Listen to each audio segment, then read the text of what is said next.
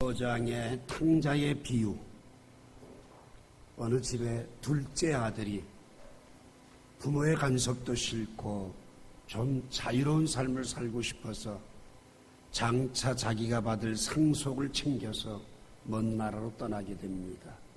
돈이 있는 동안 함께하는 친구도 많았고 즐기는 사람들도 많았습니다. 그가 가지고 있는 돈이 상당히 큰 재산이었지만은 그 돈을 허랑방탕하면서 순식간 다 날려버립니다. 설상가상으로 흉년까지 들게 되자 일자리도 구할 수가 없고 먹을 수 있는 양식도 얻을 길이 없습니다.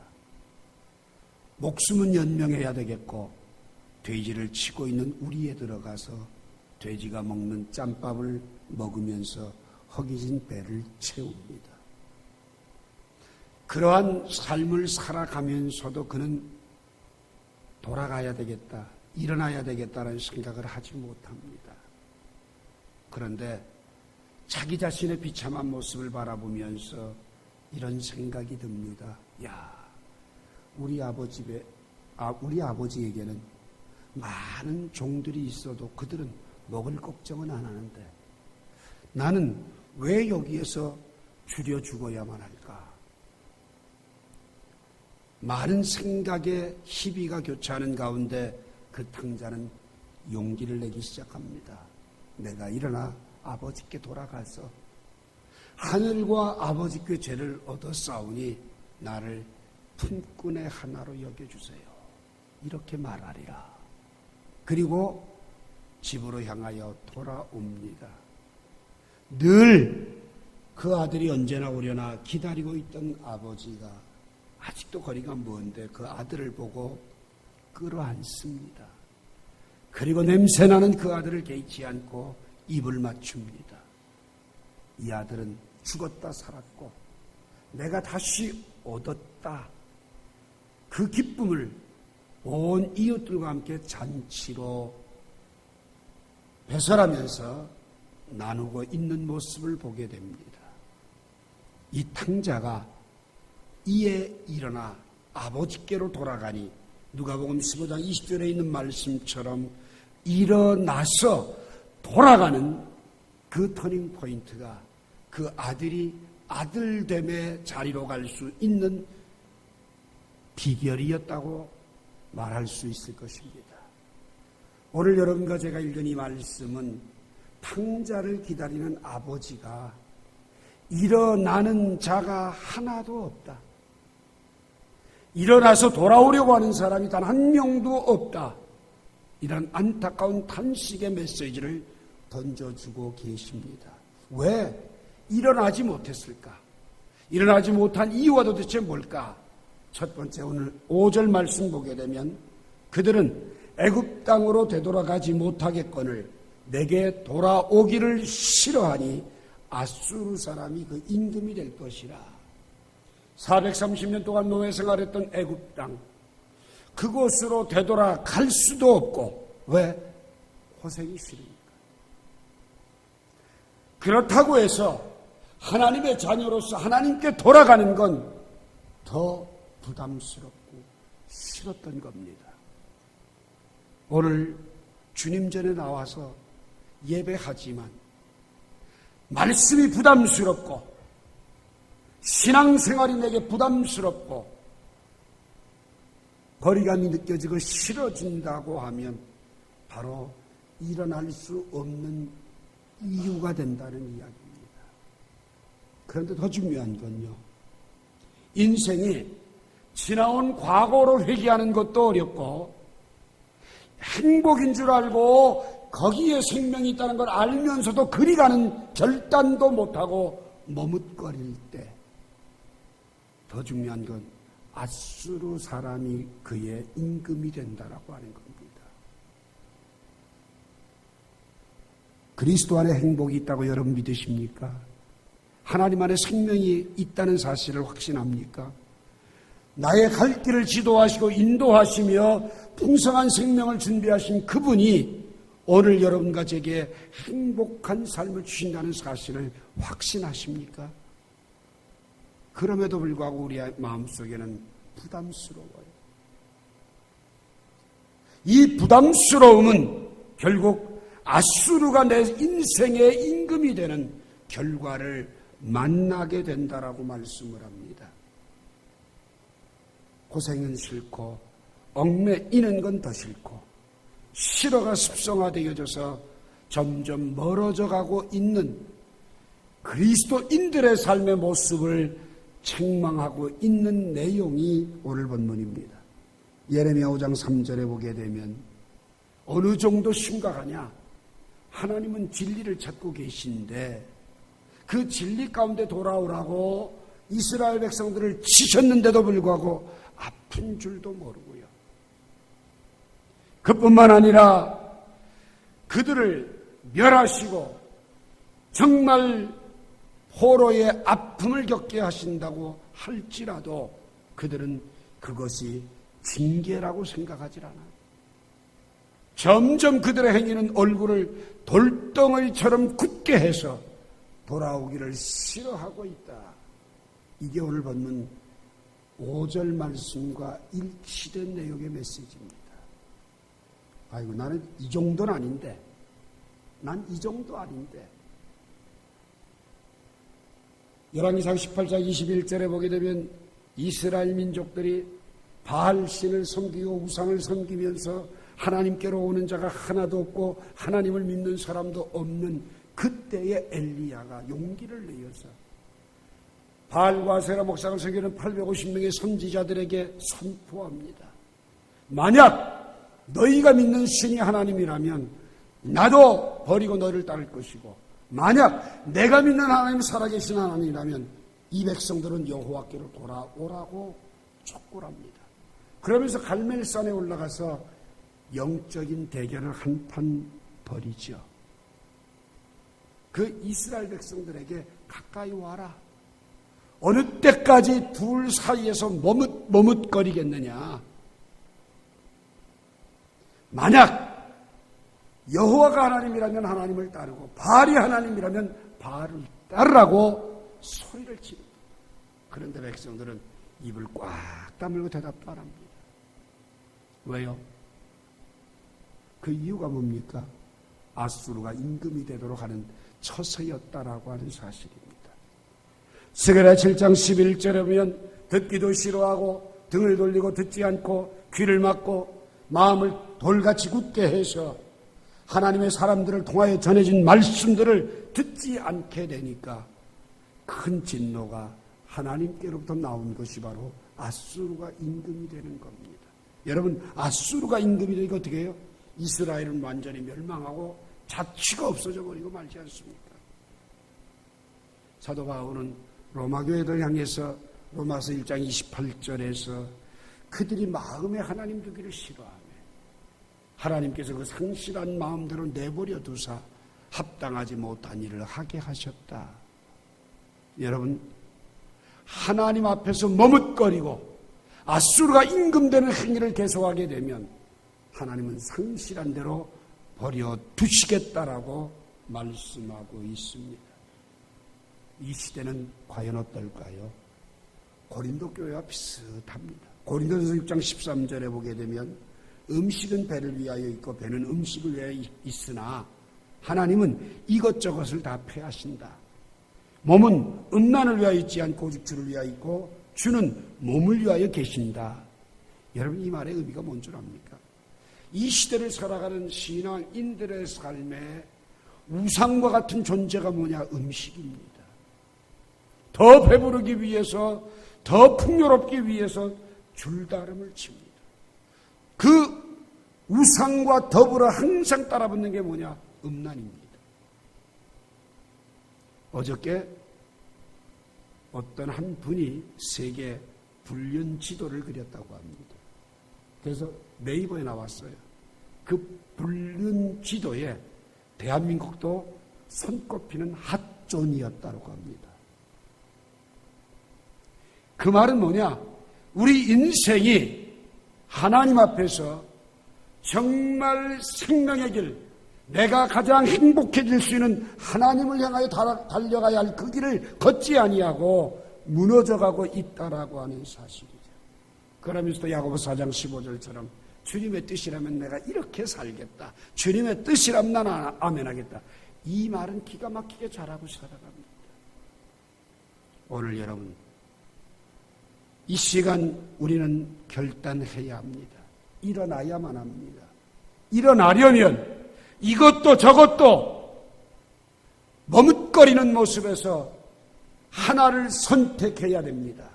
세상에서 살든지 아니면 올바로 생명 걸고 하나님을 믿든지 선택을 통하여서 일어서는 자들이 될 수 있기를, 아버지를 떠나서 내 마음껏 살 수 있는 그곳에 가서 살아봤지만 거기에 행복이 아닌 불행만이 있다라는 사실을 깨달은 탕자처럼 이에 일어나 내가 아버지께로 가리라고 결단하는 결단이 이 시간 여러분과 저의 결단이 될 수 있기를 주님의 이름으로 축원합니다. 두 번째로 6절 보면 칼이 그들의 성읍을 치며 빗장을 깨뜨려 없이 하리니 이는 그들의 계책으로 말미암으니라. 이 말은 뭐냐면 계책이라는 말은요, 잔꾀입니다. 어떤 잔꾀를 가졌느냐? 이스라엘 민족들이 문제가 오면 하나님 앞에 엎드리고 하나님 앞에 기도하고 하나님 앞에 마음을 쏟아야 되는데, 아니야, 저 아수르의 소를 내밀고 좀 뇌물을 주면 아수르가 우리를 힘을 주고 보태줄 거야. 그 잔꾀가 아수르가 임금이 되어버리고 맙니다. 계책대로 삼킴바 되어버리고 만다고 얘기입니다. 그 이유가 뭘까요? 여러분, 이 잔꾀라고 하는 것, 이 계책이라고 하는 건 근원지가 바로 사탄이라고 하는 겁니다. 창세기 3장 4절에 보게 되면 에덴 동산에서 아담과 하와가 살고 있다가 간교한 뱀이 와서 유혹을 하기 시작합니다. 너희들로 동산 중앙의 나무를 먹지 말라고 하더냐? 그러니까 먹는 날엔 정녕 죽을까 하노라라고 말씀했다라고 하와가 대답을 합니다. 아니다. 니들이 그걸 먹는 날엔 하나님처럼 눈이 밝아져서 선악을 알게 될 거다. 여러분, 계책을 잘못 내놓으니까 그 계책에 물림바 되어서 놀이객감이 돼버리고 말았다, 그 얘기입니다. 요한계시록 12장 9절에 보게 되면 온 천하를 꿰는 근원지가 누구냐? 사단이라고 분명히 못 박아 이야기를 합니다. 믿음의 사람은 적어도 느헤미야 4장 15절 말씀처럼 예루살렘 성벽을 재건하고 있던 느헤미야와 그 많은 일꾼들이 산발락과 도비야가 그것을 여우도 올라가면 허물어지는 성벽이라고 하면서 온갖 방해 공작을 하면서 계책을 만들어낼 때에 그들은 거기에 흔들리지 않고 물리치면서 끝까지 자기에게 주어진 소임을 다 감당하여 승리했던 것처럼 오늘 여러분과 저도 사탄의 계책 앞에 휘말려들어서 잔꾀를 내는 사람이나 잔꾀를 내어서 거기에 놀이객감이 되는 사람이 되지 말고 하나님 앞에 믿음으로 서는 자들이 될 수 있기를 주님의 이름으로 축원합니다. 시편 1편 1절에 보면 복 있는 사람들은 악인의 꾀를 따르지 않는다 그랬어요. 악인들의 꾀를 따르지 않는 것이 바로 믿음의 사람입니다. 시편 39편 7절에 보면 여호와 앞에 잠잠하고 참고 기다리라. 자기 길이 형통하며 악한 꾀를 이루는 자 때문에 불평하지 말라고 했습니다. 악한 꾀를 이루는 사람이 일시적으로 성공하는 것 같고 잘 되는 것 같지만 그거 불평하지 말고 악한 꾀를 내는 자는 반드시 하나님이 패하시는 그날이 오기 때문에 거기에 흔들리지 말고 계책으로 인하여서 무너지는 신앙인의 모습을 갖지 말 것을 요구하고 있다는 겁니다. 잠언 6장 16절 이하에 보게 되면 하나님이 미워하는 것이 7가지가 있는데 그 중에 하나가 뭐냐? 악한 계교를 꾀하는 마음이라고 이야기를 합니다. 사탄에게 이용당하고 사탄의 유혹 앞에 넘어지는 것, 그것을 하나님은 미워하신다고 말씀하니 이제 여러분과 제가 호세아 10장 6절에도 분명히 이야기합니다. 이스라엘은 자기들의 계책을 부끄러워할 것이다. 왜냐하면 그 계책으로 말미암아 아수르가 임금이 되어져 버린다는 사실을 이미 앞장에서도 천명하고 있다는 겁니다. 바울은 고린도 교회 성도들에게 고린도서 2장 11절에서 사탄에게 속지 말아라. 사탄의 개착을 알지 못하는 바가 아니기 때문에 그 꾀를 안다면 거기에 넘어가는 자가 되지 말라고 설명하고 있습니다. 오늘 여러분과 제가 이제는 믿음으로 일어서야 될 때입니다. 어느 때까지 머뭇거리겠습니까? 일어서려면 잔꾀를 피하시는 하나님 앞에서 지난날 사탄의 유혹 앞에 넘어지고 엎드렸던 삶을 청산하고 이제 주의 보혈의 능력으로 새롭게 붙들림 받고 일어서는 자가 되도록 하나님 앞에 간구하는 귀한 은혜가 있기를 주님의 이름으로 부탁을 드립니다. 마지막 세 번째로 7절 보면 내 백성이 끝끝내 내게서 물러가나니 비록 그들을 불러 위에 계신 이에게로 돌아오라 할지라도 일어나는 자가 하나도 없도다 이렇게 얘기합니다. 여러분 얼마나 기다리고 계시는 아버지가 일어나서 돌아오는 자가 하나도 없을 때 힘드시겠습니까? 그 일어나지 못하는 자가 다름이 아니라 오늘 나라고 하는 사실을 여러분은 알고 계시는지요? 그 이유가 뭐냐? 끝끝내 내게서 물러가나니 이 말은 뭐냐면 고집이 세다 그 소리입니다. 고집이 세요. 고집이 센 것이 바로 하나님 앞에 돌아오지 못하는 터닝 포인트가 되지 못한다는 이야기입니다. 예레미야 8장 5절에 보면 이 예루살렘 백성이 항상 나를 떠나 물러가면 어찌함이냐 그들이 거짓을 고집하고 돌아오기를 거절하였도다. 여러분 한 가지 기억하십시오. 내가 진리를 붙잡고 말씀에 붙들려 살면 그 사람의 삶은요 은혜 가운데 살게 됩니다. 그런데 진리에 붙들리지 않으면 무엇에 붙들리느냐? 거짓에 붙들립니다. 이 거짓에 붙들린 사람들의 특징이 뭐냐? 고집스럽다는 겁니다.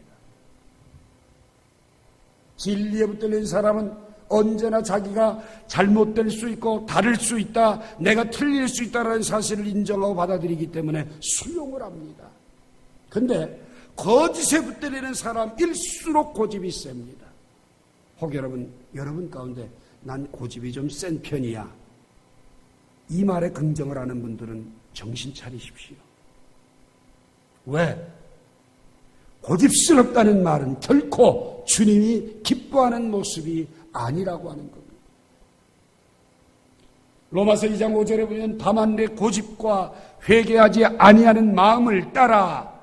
여러분 고집 있으니까 회개도 안 하고 그러니까 진노의 날 진노만 내게 쌓고 있는 어리석은 삶이 된다라는 이야기입니다. 디도서 1장 7절에 보면 하나님의 청지기는요 제 고집대로 하지 않는다. 고집이 꺾어진 사람, 고집을 버린 사람이 하나님의 일꾼이 된다는 겁니다. 이 고집을 부리면서도 하나님의 일한다. 그 사람 하나님의 일이 아니라 사탄의 놀이개로 망치는 사람이 되고 맙니다.